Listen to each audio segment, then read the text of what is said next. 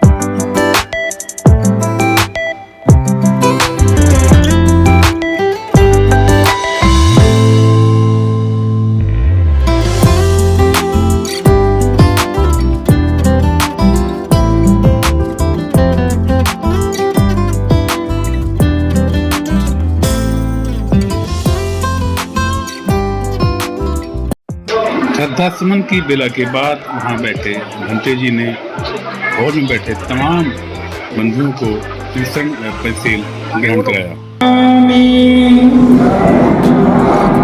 धम्मं नमामि, संघं नमामि, अहं वन्दामि सर्वदा। अब 3 बार भंते जी को नमन करेंगे सभी। बुद्धं नमामि,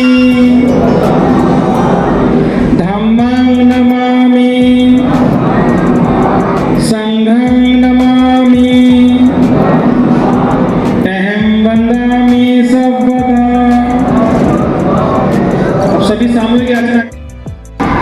उपासने भन्ते ईशानेन स पंचशीलं धम्ममियाचामि अनुगं तत्त्वा शीलं देवमे भन्ते द्वितीयम्पि उपासने भन्ते ईशानेन स पंचशीलं धम्ममियाचामि अनुगं तत्त्वा शीलं देवमे भन्ते तृतीयम्पि उपासने भन्ते ईशानेन स पंच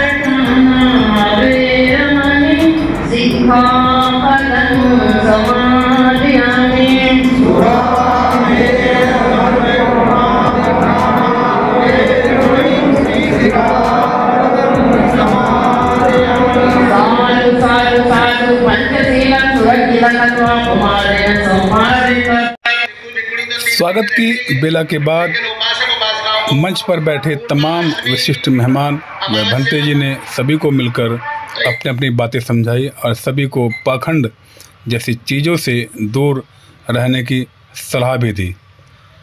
मंच पर बैठे तमाम लोगों ने धम्मचक्र प्रवर्तन दिवस के बारे में लोगों को महत्वपूर्ण जानकारी दी। CS भंडारी साहब ने भी इस बात पर जोर दिया कि हम धम्मचक्र प्रवर्तन दिवस को कैसे मनाएं और तथागत बुद्ध के बताए हुए रास्तों पर हम कैसे चलें, इस पर भी सभी ने मिलकर जोर दिया। साथ ही साथ मंच से विशिष्ट मेहमानों का स्वागत भी लगातार हो रहा था। इतना ही नहीं, बाकी वक्ता भी मंच से लगातार अपनी बातें लगातार रख रहे थे, लोगों को बता रहे थे किस तरह से हमें मिलकर रहना है। यहाँ तमाम लोग मंच से अपनी बातें रख रहे थे, वह नीचे सम्मान शुरू हो चुका था। ये देखते हैं समाज को जो सम्मानित किए गए लोग हैं उनको किसके लिए सम्मानित दिया गया, इसकी कुछ झलकियाँ।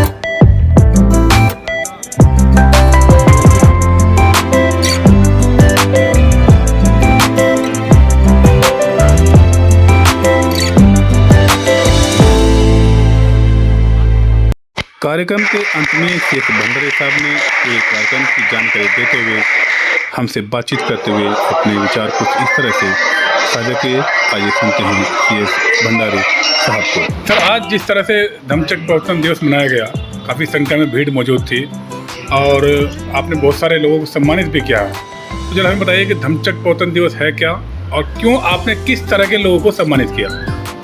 सभी को जय भीम नमोदय। अभी जो धम्मचक्र प्रवर्तन है, भगवान बुद्ध की सम्यक संबुद्ध ने आषाढ़ पूर्णिमा को 5 परिव्राजकों को अपना पहला धम्म उपदेश दिया था। आषाढ़ पूर्णिमा जो हमारी बैसाख पूर्णिमा है, उस दिन बैसाख पूर्णिमा को तथागत भगवान बुद्ध का जन्म हुआ। बैसाख पूर्णिमा को ही तथागत भगवान बुद्ध को ज्ञान प्राप्त हुआ और वो सम्यक संबुद्ध बने। और बैसाख पूर्णिमा को ही भगवान तथागत बुद्ध को कुशीनगर में उनका महापरिनिर्वाण हुआ। पूरे विश्व में आज तक कोई ऐसा व्यक्ति नहीं हुआ कि जिनका जन्म, परिनिर्वाण या ज्ञान या विशेष कार्य एक ही पूर्णिमा को हुआ, एक ही दिन हुआ। ऐसा कोई आज तक पृथ्वी पैदा नहीं हुआ और ऐसा महान व्यक्ति पैदा होना आगे संभावना भी नहीं है। भगवान तथागत बुद्ध ही ऐसे हैं कि जिनका तीनों चीज बैसाख पूर्णिमा को। जब तथागत बुद्ध को ज्ञान प्राप्त हुआ तो ये तो विषय लंबा है, कभी कैसे कैसे ज्ञान प्राप्त हुआ, लेकिन इतना जरूर है कि ज्ञान प्राप्ति के बाद जो 27 बुद्ध हमारे और हुए हैं, वो सम्यक संबुद्ध नहीं हो पाए। उनको ज्ञान तो था, लेकिन अपने उस ज्ञान को ज़्यादातर मानव कल्याण के लिए या लोगों में उसका प्रसार नहीं कर पाए। सम्यक संबुद्धि ऐसे हैं जिन्होंने अपने ज्ञान का विस्तार किया और वो भी मानव कल्याण के लिए। तो उनको समय लगा, 2 महीने का समय लगा कि भाई मैं अपने जो मैंने प्राप्त किया है उसको लोगों में कैसे वितरित करूं। तो वो कई जगह गए, लेकिन वहाँ उनको जिनके पास गए वो 2 जगह गए थे, उनसे मुलाकात नहीं हो पाई क्योंकि उनकी डेथ हो चुकी थी। फिर उन्होंने सोचा कि भाई 5 परिव्राजक थे जिनको मैं छोड़ के आया था, अब मैं उनके पास जाऊँ। और वो सारनाथ पहुँचे। जैसे ही भगवान तथागत बुद्ध उन 5 परिव्राजकों की तरफ जा रहे थे तो उन 5 ने सोचा कि देखो यही गौतम, सिद्धार्थ गौतम है कि जो यहाँ से अधूरा चला गया था और हमारे साथ नहीं रुका था, इसे आने दो और हम इससे बात नहीं करेंगे। अच्छा, ना इसको बैठाने के लिए कहेंगे और ना इसका सम्मान करेंगे। लेकिन भगवान तथागत बुद्ध को तो ज्ञान प्राप्त हो गया था, वो तो सम्यक संबुद्ध बन चुके थे। बिल्कुल हाँ। तो वो जैसे जैसे ही सारनाथ में उन 5 परिव्राजकों के पास आते चले गए तो उनका तेजस्वी जो स्वरूप था वो ऐसा था कि उनको 5 को उन्होंने अपना आकर्षित कर लिया अपने ओर। और जैसे जैसे ही उनके पास जाते रहे, उनका जो माइंड है 5 का वाश होता रहा। और जो ये सोच रहे थे केवल दर्शन मात्र से, अभी दर्शन दूर से हो रहे हैं। हाँ जी। लेकिन जैसे जैसे उनके पास जाते रहे तो जो उनके विपरीत सोच थी वो सोच बदलती चली गई। और जैसे उनके पास पहुँचे वो इतने प्रभावित हुए कि कोई आसन लेके आया, किसी ने कुछ किया और प्रसन्न हुए उनको तेज को देखकर। सोच पूरी बदल गई। और सब निकल गए और सब वो उनके शिष्य बनने के लिए एग्री हुए, मतलब सम्मान करने के लिए, कुछ तो बाद में बनेंगे, सम्मान करने के लिए। और उनको बिठा करके उन्होंने उनसे बात की। तो वो जो पहला उन्होंने उपदेश दिया, वो उपदेश उनका धम्मचक्र प्रवर्तन दिवस के रूप में मनाया जाता है। इसका मतलब है कि धम्मचक्र प्रवर्तन मतलब धम्म का पहिया घूमा प्रथम बार। तो ये धम्मचक्र प्रवर्तन कहलाता है। अच्छा, आपने सर यहाँ बहुत सारे लोगों को सम्मानित भी किया है, वो क्या था मामला? हाँ, मैं बताऊंगा, आपको बता रहा हूँ। तो ये हिस्ट्री तो बहुत बड़ी है, इसे कितना ही विस्तार से हम कर सकते हैं। उन्होंने कहा कि संसार में दुख है और दुख का कारण है, दुख का कारण भी है, बिल्कुल, मरण भी दुख है, जीना भी दुख है, किसी से मिलना भी दुख है, बिछुड़ना भी दुख है। दुख है संसार में और दुख का कारण है। दुख का कारण है तो उसका उपाय भी है, निवारण भी होगा, निवारण भी है। और उसका उपाय है और उपाय के बाद उसका निवारण भी है। और जब निवारण हो जाता है तो उसका निर्वाण होता है। ये तथागत भगवान बुद्ध की सोच थी, जिसको हम मध्यम मार्ग कहते हैं, मध्यम मार्ग के रूप में जानते हैं। उनका पहला उपदेश था, इसलिए हम इसको धम्मचक्र प्रवर्तन के रूप में मानते हैं। जी, तो ये जो सम्मानित किए गए लोग कौन थे, क्यों किए गए? देखिए, ये पक्ष हमारा 2 पक्ष से हम मनाते हैं उस प्रोग्राम को। तो पहला तो ये था हमारा धम्मचक्र प्रवर्तन। जी, इसमें आपने देखा कि सबसे पहले हमने त्रिसन पंचशील लिया, उसके बाद फिर जो हमारे धम्मगुरु थे भिक्षु, उन्होंने पत्राण सूत्र, धम्म सूत्र पाठ होता है वो उन्होंने किया। फिर उसका हिंदी में रूपांतरण बताया। और फिर बड़े बड़े विद्वानों ने, जैसे हमारे पूर्व जज संजीव कुमार जी आए थे और एस के गौतम जी जो स्पेशल सीपी थे, वो उनको अचानक फीवर हो गया और वो नहीं आ पाए। एक हमारे प्रिंसिपल साइंटिस्ट एक्स वो भी आए थे और हमारे प्रोफेसर भी आए थे एक्स यूनिवर्सिटी के। जी, ठीक है ना। तो इन्होंने सबने अपने अपने विचार व्यक्त किए। उसके बाद हमने एक प्रोग्राम, एक पुरस्कार दिया जिसे हम भीम रतन सम्मान के नाम से जानते हैं। हमने स्टार्ट किया है सन 2016 से। 2016 से हमने इसको सम्मानित किया। पूरे साल जिंदगी में जिनकी ज़िंदगी गुजर गई, पूरा टाइम निकल गया और वो बाबा साहब और भगवान बुद्ध के मिशन पर चल रहे हैं और उन्होंने कुछ काम किया है, मिशन के लिए काम किया है, ये सम्मान हम उन लोगों को देते हैं। बहुतों को पहले दिया है, देते आए हैं, 2 भी देते आए हैं एक साल में। लेकिन अब की बार हमने एडवोकेट नारसिलाल जी, जो मुरीका के रहने वाले हैं और LLM हैं, हाँ, पहले FA ऑफिसर रहे थे और पदाधिकारी हमारे कानूनी सलाहकार भी हैं, एडवोकेट, बहुत लगनशील हैं। 84 ईयर्स हाँ, की बिल्कुल उनकी एज है, बिल्कुल।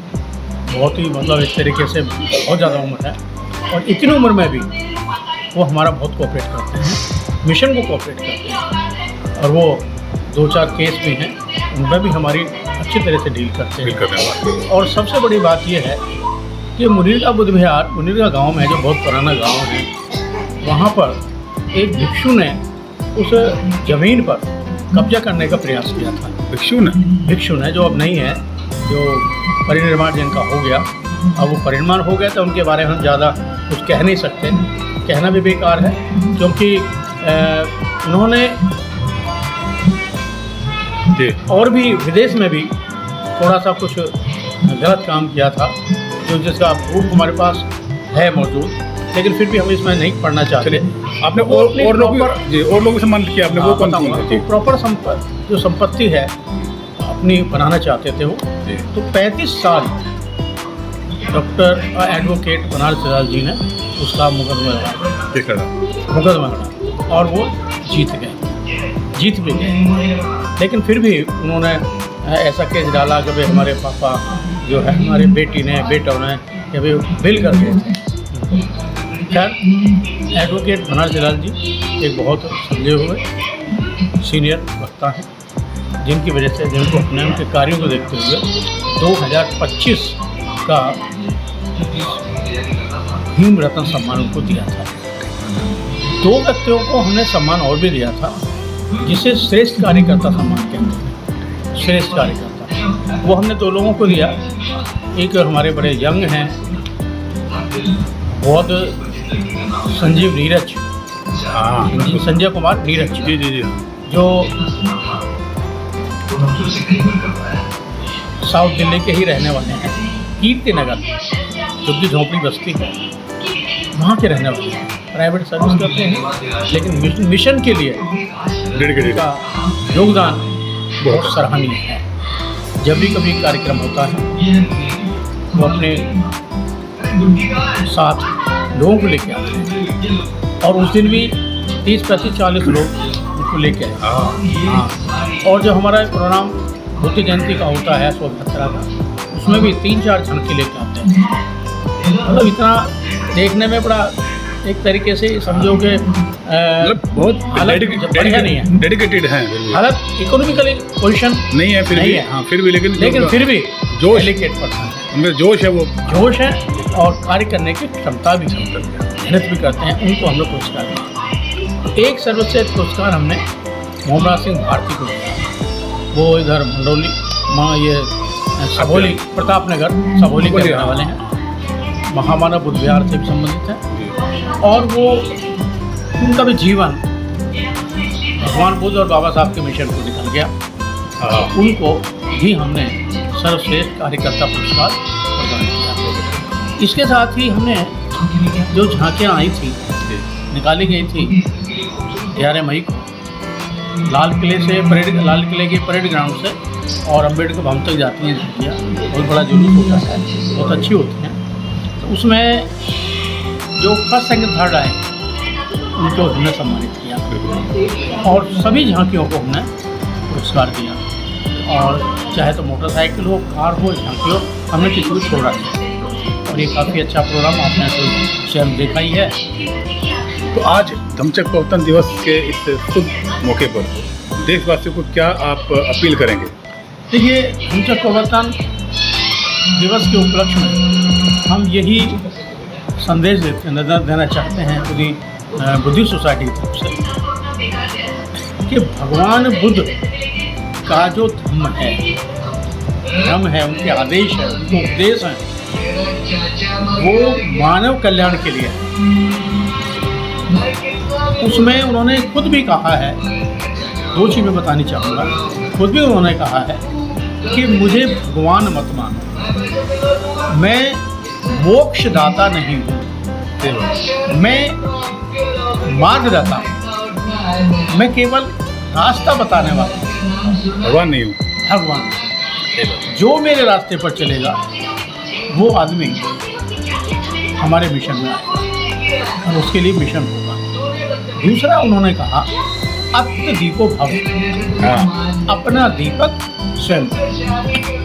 क्योंकि भगवान तथागत बुद्ध के समय मनुवादी कहिए, ब्राह्मणवादी कहिए, वैदिक कहिए, जो व्यवस्था थी वो काल्पनिक, जो आज भी है, जो काल्पनिक और विज्ञान पर आधारित नहीं है, अवैज्ञानिक है। उदाहरण के लिए बहुत सारे उदाहरण दिए जा सकते बहुत हैं, हैं, जिसकी कल्पना भी हम नहीं कर सकते। उदाहरण के लिए आज तक जिंदगी में पूरे वर्ल्ड में कोई व्यक्ति या स्त्री ऐसा नहीं हुआ जिसके 2 हाथ से ज़्यादा हाथ, मुँह से पैदा हुआ हो। कोई व्यक्ति ऐसा नहीं हुआ, कोई मुंह से पैदा हुआ हो, कोई पेट से पैदा हुआ हो, कोई पैरों से पैदा हुआ हो, कोई पैरों से पैदा हुआ हो, यानी ऐसा वो व्यक्ति नहीं। जब हर धर्म जानता है कि स्त्री और पुरुष के संयोग से यही बिल्कुल हाँ। व्यक्ति पैदा होता है, तो जो दूसरे धर्म में बताया है कि भाई मुख से पैदा होना, चरण से पैदा होना, पेट से पैदा होना, ये पूरी कल्पना है, अवैज्ञानिक है। तो उन्होंने कहा विज्ञान की तरफ चलो। और विज्ञान का मतलब है अत्दीपो भव, यस, मतलब अपना दीपक स्वयं बनो। जो आप सुन रहे हो, जो आप देख रहे हो, उसको अपने दिमाग से सोचो कि भाई ये गलत है या सही है। तो ये भगवान बुद्ध का धम्म 2 रूपों में बहुत अच्छा है। और जितने भी आज के लोग, हमारा बुद्धिस्ट सोसाइटी की तरफ से यही संदेश है कि वैज्ञानिकता को मानो। जब हम अपने बच्चे को विज्ञान पढ़ाना चाहते हैं, वैज्ञानिक बनाना चाहते हैं, तो हम जो धार्मिक वैज्ञानिकता है हम उसको क्यों नहीं मानते। हमें चाहिए कि उसको देखें, सोचें, विचार करें। ये नहीं कि अभी हमारे बुजुर्ग कहते आए हैं, किसी किताबों में लिखा है, शास्त्रों में लिखा है, वेद में लिखा है, ऐसा मत मानो, बल्कि उस चीज़ को मानो जो आपके दिमाग मस्तिष्क से अच्छा बताती है, शुद्ध बताती है, या उसकी कसौटी पर खरा उतरती है, उस चीज़ को मानो। तो उन्होंने कहा आप किसी को अपना दीपक स्वयं मानो। तो हमारा यही सबसे ज़्यादा उद्देश्य है कि भाई संसार में चीज़ों को जानो। जितने भी धर्म हैं, बुद्ध धर्म उनसे सर्वश्रेष्ठ है। और आज की तारीख में भगवान बुद्ध का धर्म पूरे संसार में बढ़ता जा रहा है। और हम नहीं कह रहे, वैज्ञानिकों का पूरा मानना है, धार्मिकों का लक्ष्य है, उद्देश्य है, उनके वचन है कि आगे आने वाले समय में बौद्ध धर्म ही पूरे संसार में सबसे श्रेष्ठ धर्म और सबसे बड़ा धर्म है। क्योंकि आप देख रहे हैं आज इजराइल का, आप देख रहे हैं यूक्रेन का, रूस का युद्ध चल रहा है। लेकिन भगवान बुद्ध ने कहा था कि युद्ध से कोई समस्या का समाधान नहीं होता। अगर आमने सामने बैठकर हम उसका समाधान करें तो उसका हल निकल सकता है। पोलियो फिर उसके युद्ध में भी उन्होंने शुरू में, जब तो उस समय संबुद्ध नहीं थे, तब भी उन्होंने कहा था कि भाई युद्ध करना समाधान नहीं है। इसलिए उन्होंने सरल रास्ता बताया है कि अपने आप में स्वयं सार को जानिए, समझिए, वैज्ञानिक दृष्टि पे आइए और अंधविश्वास और पाखंड को दूर कीजिए, उसमें मत पड़िए, चाहे हमारा कोई रिश्तेदार कहता है या कोई कहता है। ये हमारा यही संदेश है कि भगवान बुद्ध का जो धर्म है वो कल्याणकारी है, मानव कल्याण से संबंधित है, वो समानता से संबंधित है, सबको बराबर रखता है, चाहे कोई पुरुष है, चाहे स्त्री है, चाहे कोई शूद्र है, चाहे कोई ब्राह्मण है, कोई भी है, सब बिल्कुल समान है, बराबर है। जबकि दूसरे धर्मों में आप देखो जाति व्यवस्था सबसे ज़्यादा है। लेकिन हम थोड़ा सा मैं आज ये कहना चाहूँगा कि हमारे कुछ साथी, कुछ लोग, कुछ हमारे वर्ग के लोग अब भी अंधविश्वास में पड़े हुए हैं और उनको डर है। इसका मतलब ये है, डर का मतलब है मानसिक गुलाम। वो मानसिक गुलाम हैं, उनके दिमाग से बात नहीं निकलती है। वो सोचते हैं कि अगर मान लिया हमने इसका व्रत नहीं रखा, हमने इसकी पूजा नहीं की, तो शायद हमारा कोई नुकसान हो जाए। भाई जब बुद्धिस्ट जितने हैं उनका कोई आज तक नुकसान नहीं हुआ, अमेरिका वालों का नुकसान नहीं हो रहा, ब्रिटेन वालों का नहीं हो रहा, थाईलैंड का नहीं हो रहा, जापान का नहीं हो रहा, तो यहाँ के रहने वालों का कैसे नुकसान होगा? ये हमारी मानसिकता है और ये हमारी मानसिकता जो है वो गलत है। तो हमें चाहिए कि भगवान बुद्ध और बाबा साहब के मिशन को आगे बढ़ाएं और अंधविश्वास से बचें, तभी हम बाबा साहब और भगवान के सपनों को साकार बना सकते हैं। और बाबा साहब का जो सपना था भारत का बौद्धमय भारत, तभी बौद्धमय भारत बनेगा जब अंधविश्वास को छोड़ें, दूर भगाएं और वैज्ञानिकता की बढ़ें और उसमें निष्कर्ष देकर समानता की तरफ बढ़ें, मानव कल्याण की तरफ बढ़ें, तभी हमारा उद्धार हो सकता है। जय हिंद, जय भारत।